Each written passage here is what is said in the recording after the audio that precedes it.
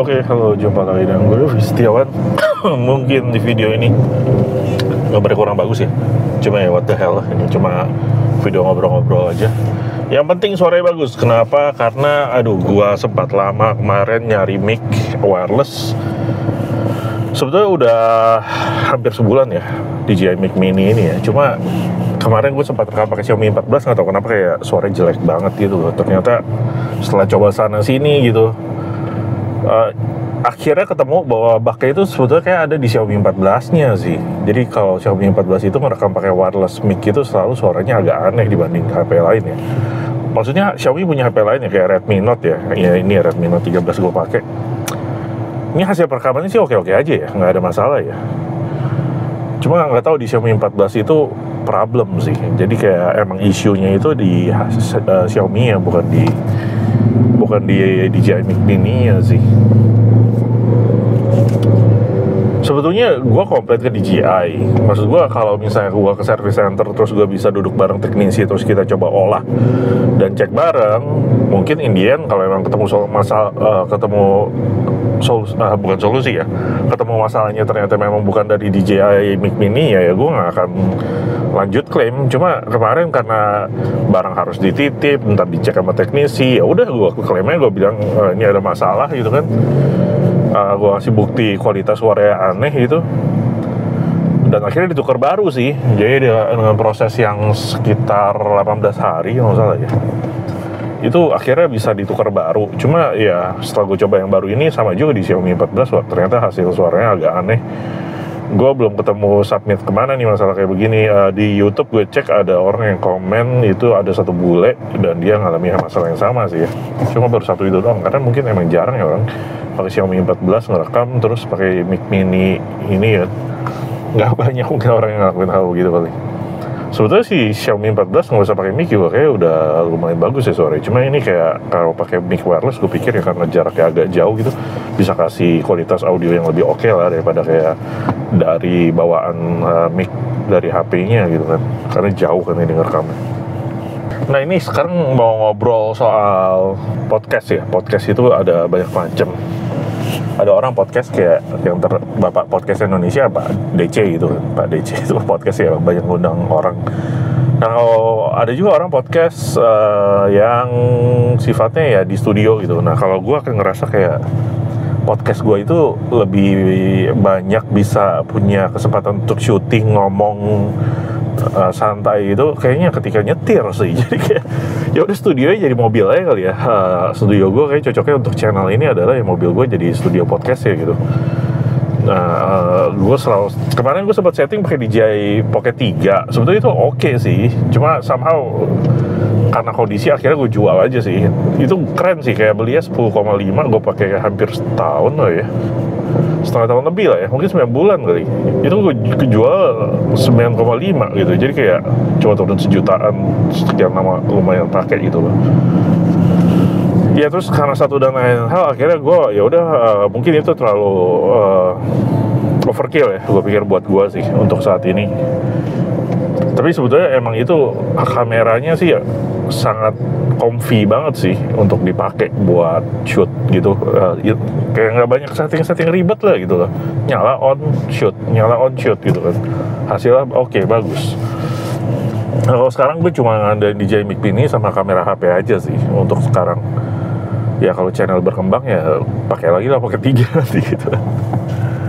Nah, gue sempat setting beberapa positioning gitu ya untuk shooting ini ya. Gue coba kasih klip lah ya. Ini kayak sekarang gue positioning itu kayak begini nih. Tuh. Ada ring magnet yang biasa gue pakai untuk kayak di sini untuk nonton, atau GPS dari HP, nggak usah ribet-ribet, nggak usah pakai kayak tablet gede ya, meskipun bisa ya, enaknya pakai HP aja sih. Nah itu syutingnya langsung di situ aja tuh. Gue pakai ring magnet juga, gue arahin. Mungkin kalian bisa contek cara yang sama ya. Gue sempat coba pakai kayak yang bisa di-mounting ke kaca begitu, cuma ngarahinnya, gue sempat mikir kayak ring magnetnya tempel sini gitu kan di kaca, terus diarahin gitu, tapi ngarahinnya agak susah sih karena dia angle miring gitu dan sebagainya gitu, belokin ke arah sini agak nggak segampang permukaan yang rata begini. Di mobil Xenia gue sayangnya dia permukaannya nggak terlalu rata juga ya, sehingga kayak naruh HP gitu kurang terlalu enak. Kalau di sini dia udah dashboardnya rata si Wuling REV. Nah enak nih buat kayak podcast, naruh aja ring magnet, posisinya nggak usah diubah-ubah magnetnya, tapi kalau kalian mau copot itu kayak gampang gitu, kayak tuh pasang lagi, praktis kan? Ya kayak gitu kira-kira. Ada orang pasang kayak di atas sini, di mana gitu. Kalau gue kayak prefer di situ aja sih. Ini lagi jalan pulang dari Jakarta mau ke Tangerang sore hampir jam 6. Biasanya sih nyampe 2 jam ya, tapi kata Google Maps sekarang sih sekitar 1 jam lebih ya, sorry, coba cek. Menurut Google 2 jam. Berarti jam 6 nyampe jam 8, gokil ya. Nah ini kayak ngobrolin kayak gimana kalian mungkin kalau mau bikin podcast gitu dengan modal cukup mobil. Kenapa mobil gitu? Karena di dalam mobil itu, terutama kalau nyetirnya sendirian ya bisa tenang gitu, maksudnya tenang ya, suara jalanan ada sih, cuma maksudnya tenang kayak kalian dalam satu ruangan mobil ini, terutama kalau nyetirnya sendiri gitu kan. Terus kalian bisa banyak mikir gitu, terus lebih leluasa untuk ngebacot gitu kan. Karena kalau misalnya bisa di rumah gitu kan nggak ada studio khusus. Gue di rumah sekarang nggak ada studio khusus, jadi kan misalnya gue lagi mau syuting, mungkin ada keluarga, entah istri entah anak di sekitar gitu. Agak aneh aja sih gue ngoceh depan kamera tapi di sekitar ada orang lain gitu loh. Karena gue bukannya nggak nyaman ngomong depan kamera, gue nggak nyaman kalau ngomong depan kamera tapi di sekitar gue ada orang-orang yang merhatiin gitu. Itu agak aneh sih. Nah tapi kalau misalnya ada yang merhatiin kayak gini, oke aja. Nah mungkin ini bisa jadi kayak ide podcast juga buat kalian ya, kalau teman-teman mungkin pengen syuting juga. Dulu gue sempat ngelakuin yang namanya motovlog ya. Motovlog itu waktu itu belum terlalu populer ya, tahun 2015-2016. Ya gue ngelakuin motovlog 2015 malah kalau nggak salah. Itu waktu itu gue beli CBR K45 yang Repsol, terus karena terinspirasi dari motovlogger US gitu ya, dari luar. Namanya siapa ya? Gue lupa namanya siapa. Honda. Dia pakai Honda CBR juga sih, cuma CBR-nya dia 1000 cc. Kalau gue cuma pakai yang 150 doang gitu. Terus motovlog lumayan rame, ada beberapa kenalan yang ngelakuin motovlog juga ketika motovlog belum rame seperti sekarang gitu kan. Nggak tahu sekarang masih rame atau udah agak turun ya. Banyak orang ngelakuin motovlog sekarang. Terus gue sempat bikin Facebook grupnya, terus ternyata rame banget yang daftar gitu kan, motovlog community Indonesia kalau salah namanya. Tapi gue nggak terlalu ada passion buat ngelanjutin atau nerusin lagi sih, jadi kayak diserahin ke yang lain aja. Terserah deh akhirnya jadi sekarang gimana. Nah cuma car vlog belum ada kali ya. Maksudnya ada, cuma mungkin belum terlalu rame gitu maksud gue. Sekarang car vlog mungkin banyak juga, kalau orang car vlog kalau saya banyak yang kayak ngobrol berdua ya, kayak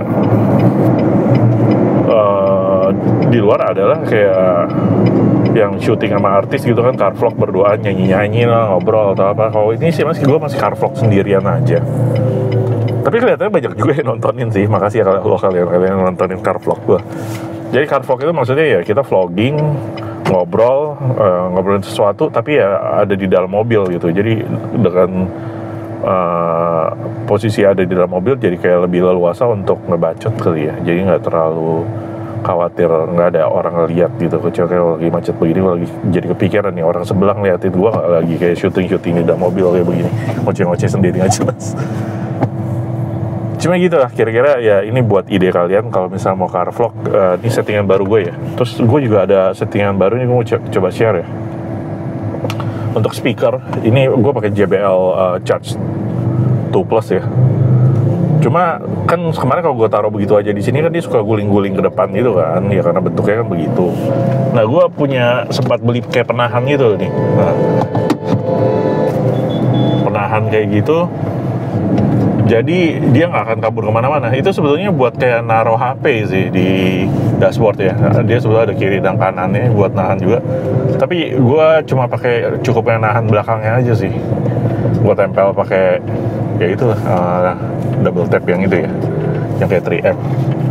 tuh kayak begitu doang sih buat nahan biar nggak lari kemana-mana. Dan oke banget sih menurut gua hasilnya. Kalau kayak mau solusi yang ekonomis, suara bagus di dalam mobil ini tanpa harus ribet-ribet setting speaker baru gitu, yang khawatirnya juga menghilangkan garansi baterai mobil ini gitu. Mendingan ya pakai kayak gitu aja, cari speaker yang bagus yang agak gede gitu mungkin, terus ya pikirin lah gimana bisa taruh dia secara aman di dalam mobil kalian, di dashboard gitu. Soalnya kalau ditaruh di bawah sebetulnya bagus ya, cuma kayak lebih oke di dashboard sih. Cuma balik lagi ya, speaker begini sebaiknya kalian nggak tinggal di dalam mobil, terutama kalau diparkir di tempat yang terbuka atau panas, ya itu bisa ngerusak si speaker. Karena apa? Karena ya dia pakai baterai gitu kan, di dalamnya mengandung baterai yang kalau kepanasan dia kembung rusak. Kalau rusak itu artinya performance dia turun gitu loh, bisa bocor. Ntar mungkin kalau ngecasnya tulisan 100% tapi sebetulnya performance dia cuma tinggal 10% gitu loh, baterai health ya. Nah itu bagusnya ya sekarang untungnya gue pakai EV, karena mobil gue yang bensin itu dia genap kan, sebenarnya hari ganjil.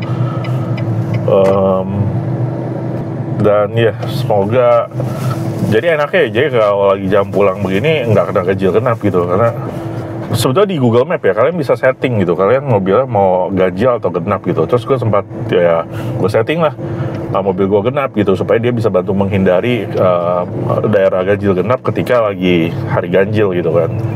Tapi problemnya adalah ketika lagi gue pakai EV ini, ternyata kadang gue sempat lupa matiin, sehingga gue malah udah naik EV tapi malah menghindari daerah ganjil genap gitu kan. Jadi kadang kelupaan di situ aja sih. Jadi pinter-pinter aja kalian buat ngatur sih, kalau ingat lagi pakai EV ya settingannya diubah lagi aja, jangan yang ganjil genap.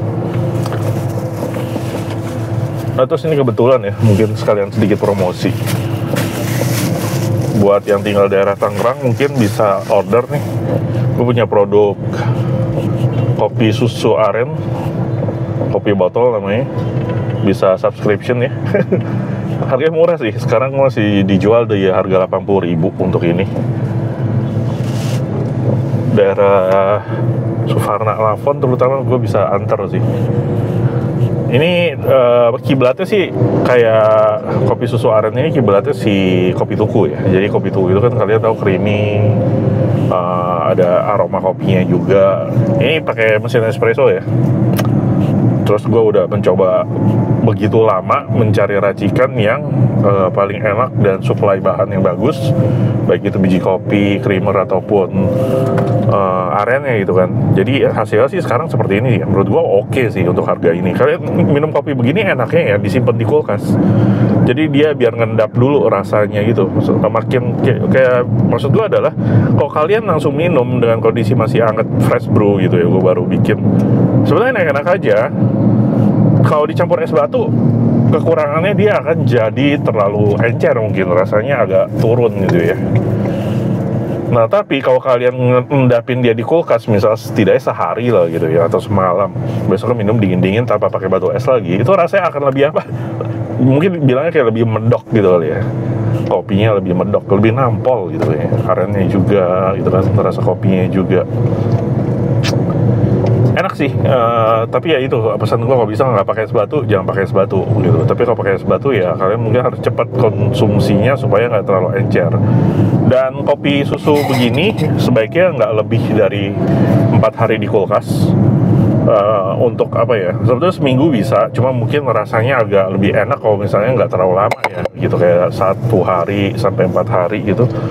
Itu medoknya masih enak ya. Cuma kalau misalnya udah lebih dari itu, khawatir kualitas rasanya agak turun. Terutama kalau misalnya udah basi, kalau gue kasih resiko basi mungkin lebih lama ya. Mungkin nggak tahu 2 minggu atau sebulan.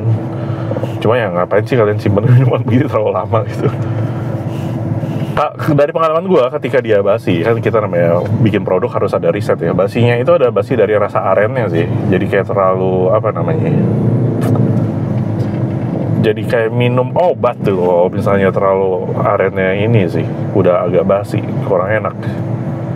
Berasa sih gue udah sempat nyoba kopi gini yang rasanya agak nggak bener itu kayak gimana. Jadi dari gue lumayan lama ya riset produk ini, kopi botol ini aslinya sih gue packagingnya dia stikernya hijau, cuma ini lagi edisi kayak holiday gitu. Kemarin gue lagi pakai stiker itu. Dan gue ada catat kayak ini tanggal dibuatnya tanggal berapa, rasa apa gitu kan, supaya tahu gitu ntar kalau misalnya udah 4 hari atau 5 hari dari pembuatan ya sebaiknya sih habisin aja gitu. Nah ini macet-macet, mungkin kita akan ngobrol banyak. Gue mau ganti topik sih, cuma untuk sekarang cukup, mungkin ditutup coba sampai di sini lah.